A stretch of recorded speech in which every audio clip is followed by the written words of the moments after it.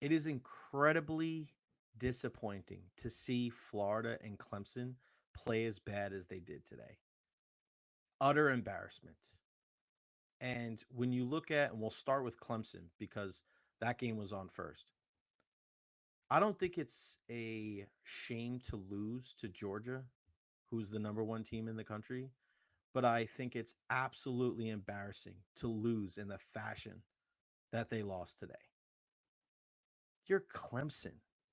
Just a couple of years ago, you were an absolute shoe in. You were a shoe in for the college football playoff.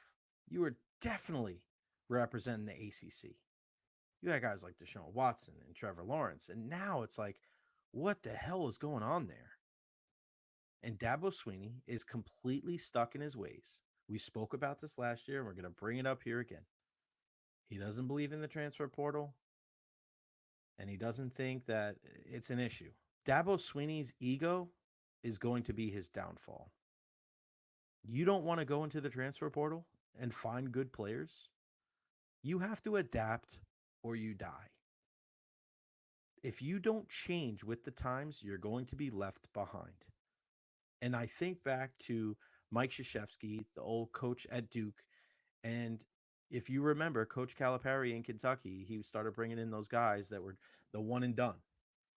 And I remember Coach K saying, no, that's not what we're going to do. We're not going to do that here.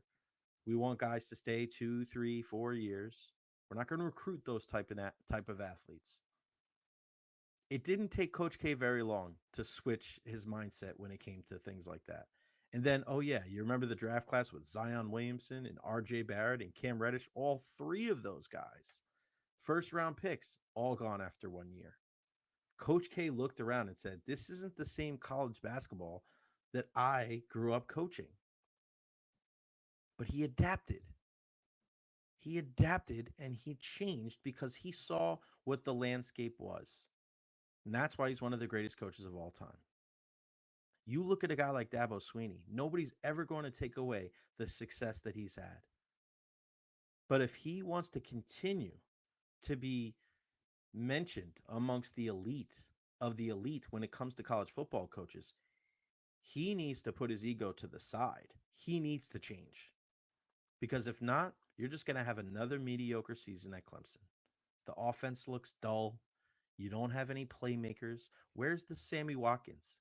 Where's the DeAndre Hopkins? Where's the Hunter Renfros? Like, where is that Clemson team that was just here like 5, 6 years ago? That's one half of the embarrassment today.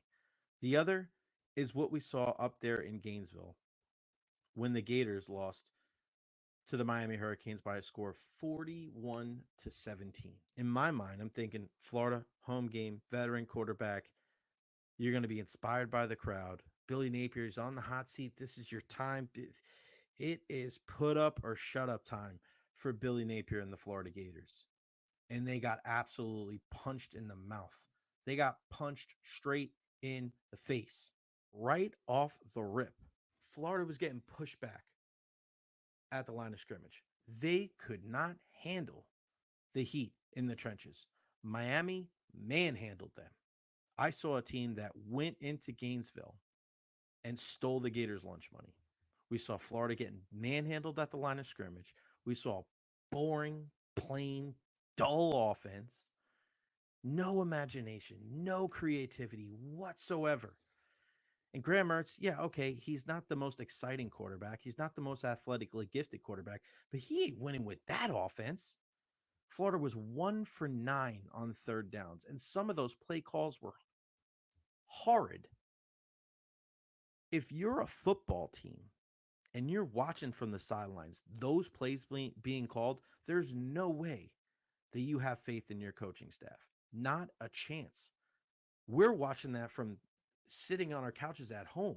Imagine what the players are saying. When it's 2nd and 17, you're running the football.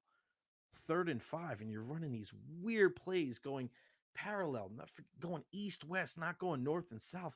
What the hell is going on there? It doesn't take long to find out whether a guy is a fit or not. You need to adapt or die. Look at Alex Golish at USF. It didn't take very long to realize that that guy is the right hire for South Florida. You know right off the bat whether a guy pretty much is going to be a success or not. You see it with Alex Golish. I think you already see it with Billy Napier.